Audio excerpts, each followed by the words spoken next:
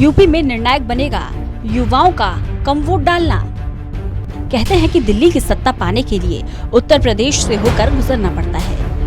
मतलब साफ है, जिसे दिल्ली की कुर्सी संभालनी है उसके लिए यूपी जीतना जरूरी है। यही कारण है कि 2022 का विधानसभा चुनाव सत्ता का सेमीफाइनल बताया जा रहा है।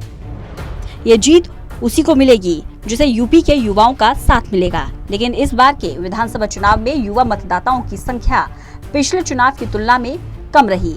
इस बार 61,28,000 कम मतदाता थे। 2017 के यूपी चुनाव में युवा मतदाताओं की संख्या 4,06,000 थी, जो 2022 में गिरकर 3,44,00,000 हो गई। इसके विपरीत इस बार कुल मतदाताओं की संख्या में 90,30,000 की वृद्धि दर्ज की गई है। 2017 में 14,12,00,000 के मुकाबले 2022 में 15,30,000 मतदाता पहुंच गए। इस बार कुल मतदाताओं में युवाओं की यानी कि 18 से 29 साल के लोगों की हिस्सेदारी 22.93% रही, जो 5 साल पहले 28.73% की तुलना में 5% कम है। यूपी में इस बार फर्स्ट टाइम वोटर 17.95% घटे। यूपी में युवा मतदाताओं की संख्या में गिरावट आई है। फर्स्ट टाइम वोटर्स की वजह से ये गिरावट हुई है, जो 5 साल पहले की तुलना में 17.95% कम रहे हैं। साल 2017 में पहली बार मतदान करने वालों की संख्या 24,25,000 थी, जो 2022 में 19,89,000 रही। इस बार कुल मतदाताओं का 1.32% ही फर्स्ट टाइम वोटर था, जबकि 2017 में कुल मतदाताओं का 1.72% फर्स्ट टाइम वोटर था। चुनाव के आंकड़ों का आयु वर्ग के हिसाब से विश्लेषण करने पर पता चला है कि इस बार प्रति निर्वाचन क्षेत्र 18 से 29 आयु वर्ग के मतदाताओं की औसत संख्या में 15,205 की गिरावट आई है, जबकि 2017 के उत्तर प्रदेश विधानसभा चुनाव में प्रति सीट औसत जीत का अंतर 29,505 वोट रहा। कई अन्य राज्यों में भी कम हुए युवा मतदाता। यूपी में युवा मतदाताओं की संख्या में गिरावट आई है। झारखंड, बिहार, पश्चिम बंगाल जैसे चुनावी राज्यों में देखी गई प्रवृत्ति का ये अनुसरण करती है।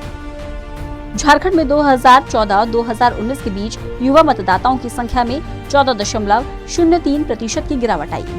2015 और 2020 के बीच बिहार में 12.48% और पश्चिम बंगाल में 2016 से 2021 के बीच 1.13% की गिरावट आई। 30 से 39 आयु वर्ग के मतदाता सबसे ज्यादा बढ़े। यूपी में इस बार सबसे ज्यादा वृद्धि 30 से 39 आयु वर्ग के मतदाताओं में देखी गई, जो पिछले चुनाव की तुलना में 57.15 लाख या 16.39% ज्यादा थी। साल 2017 में 30 से 39 आयु वर्ग के मतदाताओं की संख्या 3,48,00,000 थी, जो 2022 में 4,60,000 तक पहुंच गई। इस तरह यूपी के कुल मतदाताओं में 30 से 39 आयु वर्ग की हिस्सेदारी 2017 में 24.69% की तुलना में 2022 में 27.01% तक पहुंच गई। 20 से 29 आयु वर्ग में सबसे बड़ी गिरावट देखी गई।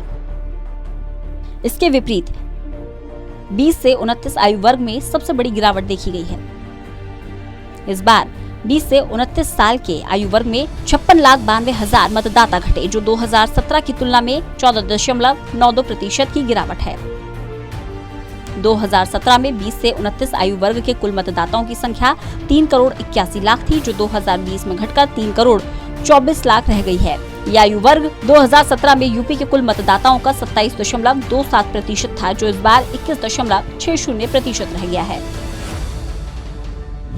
50 से 59 आयु वर्ग के मतदाता 19.71% बढ़े।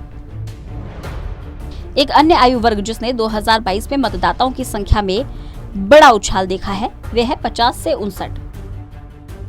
इस बार यूपी चुनाव में 50 से 59 आयु वर्ग के मतदाताओं की संख्या 37,41,000 रही, यानी 19.71% बढ़कर 2,27,00,000 हो गई है, जो 2017 में 1,89,00,000 थी। अन्य आयु समूह यानी कि 40 से 49, 60 से 69, 70 से 79 या 80 प्लस में मतदाताओं की संख्या भी पिछले 5 साल में 6.29% से 25.23% के बीच बढ़ी। युवा मतदाताओं की संख्या में क्यों आई कमी? यूपी चुनाव में 18 से 29 आयु वर्ग के मतदाताओं के कम वोट डालने का कारण है उनका दूसरी जगह पर होना। एक अनुमान के मुताबिक इस आयु वर्ग के ज्यादातर मतदाता पढ़ाई लिखाई, प्रतिस्पर्धी परीक्षाओं की तैयारी या रोजगार की वजह से अपने शहर या राज्य से बाहर होते हैं, इसलिए वे मतदान के लिए उपस्थित नहीं रह पाते।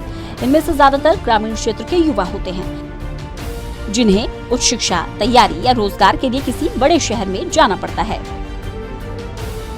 यूपी में युवा मतदाता पहले भी दिखा चुका है अपना राजनीतिक प्रभाव। यूपी के युवा मतदाता इससे पहले चुनाव में भी अपना राजनीतिक प्रभाव दिखा चुके हैं। 2007 के चुनाव में बीएसपी सुप्रीमो मायावती ने युवाओं को लुभाने के लिए कई तरह के वादे किए थे। इसके बाद इस चुनाव में बीएसपी को बहुमत मिला। मायावती ने सरकार बनाई। हालांकि मायावती के शासनकाल में सरकारी नौकरियों की कमी के चलते युवाओं का भरोसा बीएसपी पर ज्यादा दिन नहीं रहा। 2012 के चुनाव में युवाओं ने सपा के वायदों को देखते हुए सपा को हाथों हाथ लिया। 2012 के चुनाव में सपा ने युवाओं को बेरोजगारी भत्ते के साथ ही लैपटॉप देने का वादा किया था, जिसमें सपा को जीत मिली और अखिलेश यादव मुख्यमंत्री बने।